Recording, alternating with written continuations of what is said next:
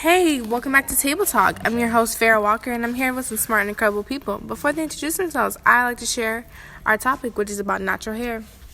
Hi, I'm Goodness. Hi, my name's Samantha. What's up, my name is Xavier. I'm Montreal. I'm Tiffany. Alright, to start off our discussion, we have a question for you guys. What is your hair type? You guys can call in 555-555-555 and let us know what your hair type is. I do my hair toss, check my nails. Baby, how you feel? Hi, can you list your name and where you're from? My name is Dion, and I'm from Atlanta, Georgia. Alright, what is your hair type? Do you know? No, actually, I'm not really sure, but some of these girls be telling me it's like a 3C or something like that. Alright, thank you for your time. You have a good day. Okay, so thank you to our caller, Dion, for just telling us what his hair type was. And speaking of hair types, there are several different hair types people can have. Like Samantha here, she has a mixture. She has a 4A, 4B. Yeah. And Farrah here, she's in the 3s. Yeah, And then Montreal, she looks like she has 4C hair. Yeah, 4C. And then Tiffany here, she has wavy, 1A, 1B, something like that. And for people who don't know, type 1 is kind of straight hair, type 2 is wavy You can say hair, my name, that's all type right. 3 is curly hair, and type 4 is very kinky hair, very, very, very curly. And Xavier's hair is just rough. No. It's just coarse. It's rough. It's just rough. I think it's that $3 comb from Sally. Yeah. So See how they tweak there's it? different meaning hair types out there. There's 4A, 4C.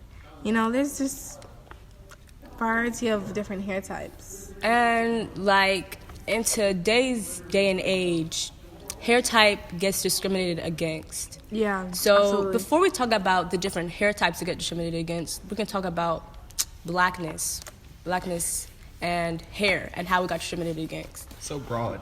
Blackness. So, oh man, all right. For centuries, black hair has been discriminated against. Yeah, since we came over from Africa. Yeah. And the first black female millionaire made money off of making a perm solution so that black women no longer had to live with curly hair but could get straight hair. So when you think about it like that, it's like the first black millionaire isn't even celebrating her own culture. Yeah, that's true. Like all we're doing, or all black people had to do in order to get jobs or to have opportunities, was to assimilate. We had to assimilate to have straight hair, just like everyone else. To look like Yeah. that ideal. To be that beauty standard that we could not be. The beauty standard that was made was created against us, because we black people are the polar opposites of what European beauty standards are. Yeah. And like we can transition back into how there's discrimination in the workplace. How like if a black girl gets braids, she might not get the job because It's distracting, quote Yeah. Or unquote it's seen distracting. as ghetto. Yeah. And it's Yeah. something that corporate America doesn't want to see. yeah, that's true. So even from centuries ago up until now, black hair is not accepted. Yeah. And then we got to think about hair types. Now, type 3 is that curly, pretty, oh my gosh. And then type 4, it's a more coarse and it's a more, it's an even more curly hair type that isn't seen as beautiful as type 3 is. And you don't see it a lot in the media or in magazines and things. You pick it up, and if you see a black girl, her hair is either straight or it's that type 3 curly that everyone likes to see.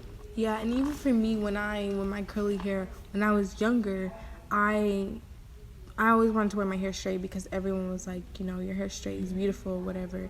And so like, and I feel like girls, like mixed girls, or the girls with like even your type of hair, they will always want to straighten their hair because that's all they see. And even when I was like in 5th grade on YouTube, that's all I saw. I never saw natural hair beauty channels. I never saw, different 5 different hairstyles or whatever. Like all I saw was just a white girl with her straight hair and doing, making those YouTube videos. And so that's why I'm happy for now today. You see more natural hair channels trying to, help other girls out there that struggle. So it's with the like same growing up, we never got a chance to relate or to have role models or to have anyone that looked Yeah. like us or had hair like us. thing. Yeah. Yeah, and then 10 years ago, if you came to this high school, I mean, I bet everyone would have straight hair, and everyone would, be walking around and we'd all look the same. But now it's like you walk around, you see people with afros, you see people with wigs, you see people with straight hair, you see people with curly hair. There's all types of variety. And the fact that we're doing that right now, like the fact that we're finally embracing ourselves, now people of other races want to profit off of us because of that. Yeah. Care? So, All Come right. on. So. We'll all talk right. about that later. All right. So, Tiffany, what do you like? What are your thoughts on it? Like, do you ever see, girls being discriminated against? Like, have you ever had an experience with it, or like, what's your thoughts on it? Nose. It's okay. I mean, I've never witnessed like Knows what I had someone kid too. getting discriminated for their hair, but I've heard about girls getting discriminated for their hair, and it's really wrong to judge someone by like their hair, like the way they look and stuff. yeah. People judge me because I'm ugly. But that's another topic. and it's like, go ahead. Oh, okay. Well, like me personally, I grew up in a predominantly white area or Caucasian area, and they had straight hair. So as a young child, I would always tell my mom, hey, can you straighten my hair? I want to be just like them, just like my friends or whatever. So she would straighten it, but up to a certain point, she would say, no, you have to accept how your hair is. And so as I grew older, I had to realize that, like, I can't be like everybody else because my hair is what it is.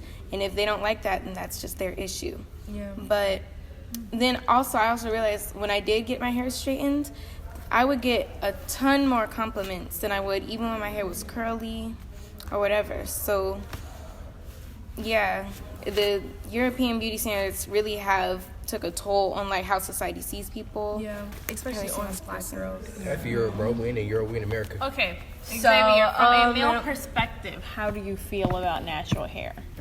I mean, I don't know nothing about it. All I know is I got hair. It's on my head. You either do something with it, you don't do something with it. It don't matter. You just go on with your day. All these females know all this extra But stuff. was probably. there ever in the male community, in the black male community, has there ever been discrimination that you've witnessed or have ever No. gotten? We've always just been like, you do your hair a certain way. It doesn't matter how anybody else does it. You do your hair a certain way, you do your hair a certain way. And when I was younger, most of my hair was cut. So, like, it wasn't even something that, it was just like, in my other school, we couldn't have, like, my old school was like a predominantly white Christian school, so they wouldn't let us have, like, no dreads. Now you gotta have your hair cut or low. So you That do was- know a little something about natural hair discrimination. Well, I mean, of course it happens to black men as well. Yeah, I Right. mean, it obviously. It's basically, it's just they're just trying to take the blackness out of everything. It's not only about the hair.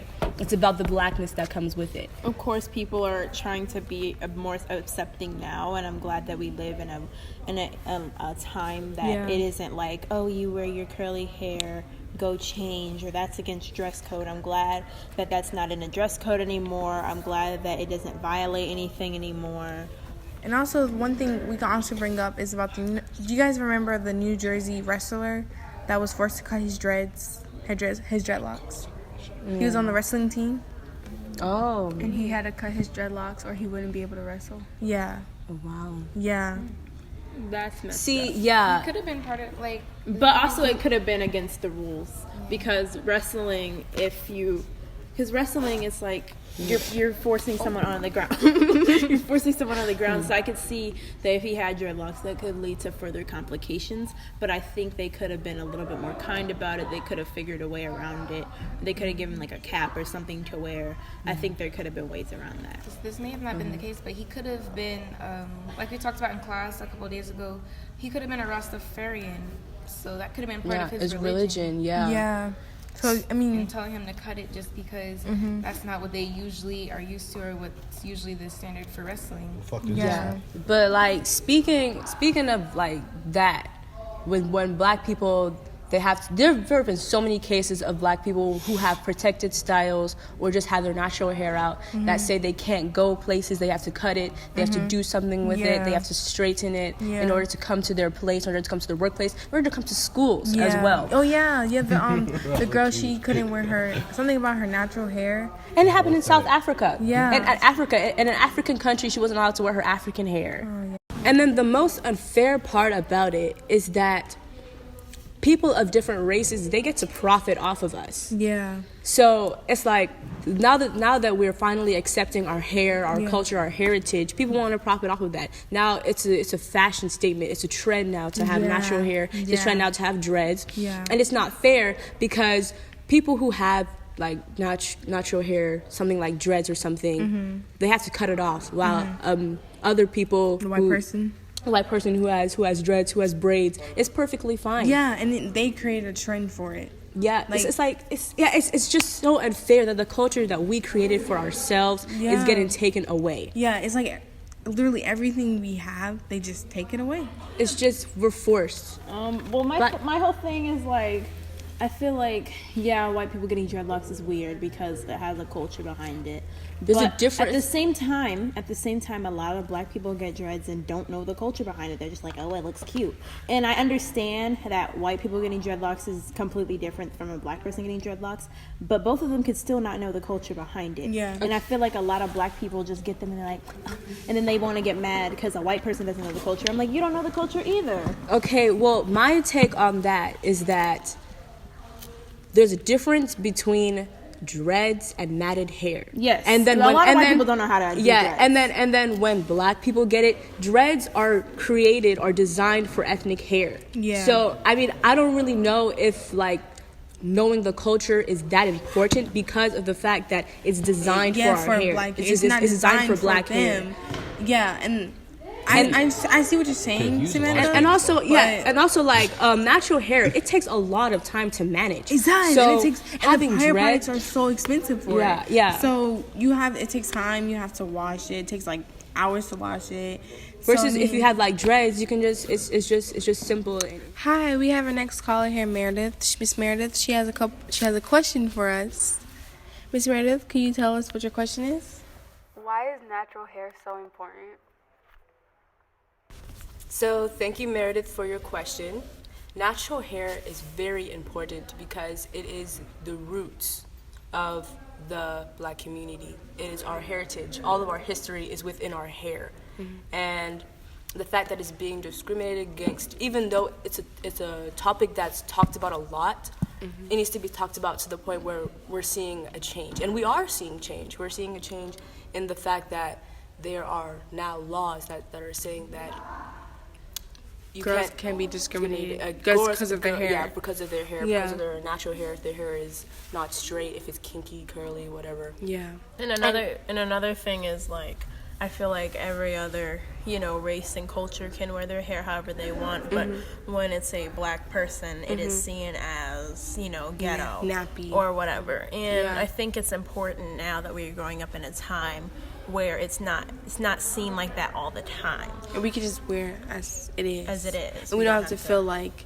we have to straighten it. Yeah, we have to fit, like we said, the beauty standard. And one of the best things that I've heard is like people are stop buying those at-home perming solutions and things like that. And even older women who used to wear their hair perm since their childhood are starting to wear their hair natural, which is really cool. Mm-hmm. And as glad as we are that black people are not getting discriminated against for their hair, because there are now laws that are saying that. Just thinking about that fact that there are laws saying that you can't wear what grows out of your head to work. Yeah. It's just ridiculous. Yeah. So that is why natural hair is so important because go ahead. And there's I remember on the news there was this story about one little girl. She went to a private school and she was not allowed to wear her hair either in an afro or in a puff because it was distracting. Oh yeah, I heard and about that. Prevented students from working or their work environment or whatever.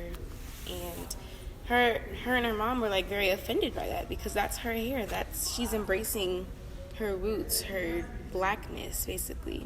And the school was not allowing her to do that. They weren't allowing her to carry on because they probably just don't get like the struggle of even being able to do it, because having a curlier hair texture does take a lot of work, and putting it in a style that is easier, it doesn't take as much time, and they're not allowing her to do that. They're putting her through more work and more money, more time.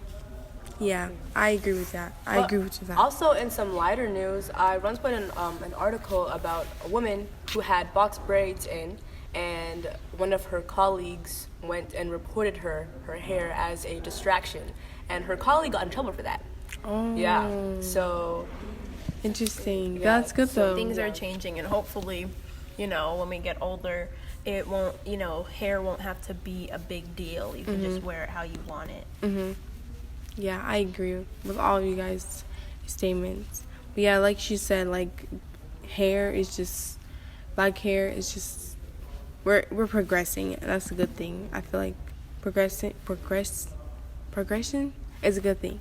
So hopefully in the future we'll all be accepted, and we'll have to, hopefully we'll move on and not get, discriminated, or, it won't be as big of a problem as it is. Yeah, and that's why natural hair is important to embrace.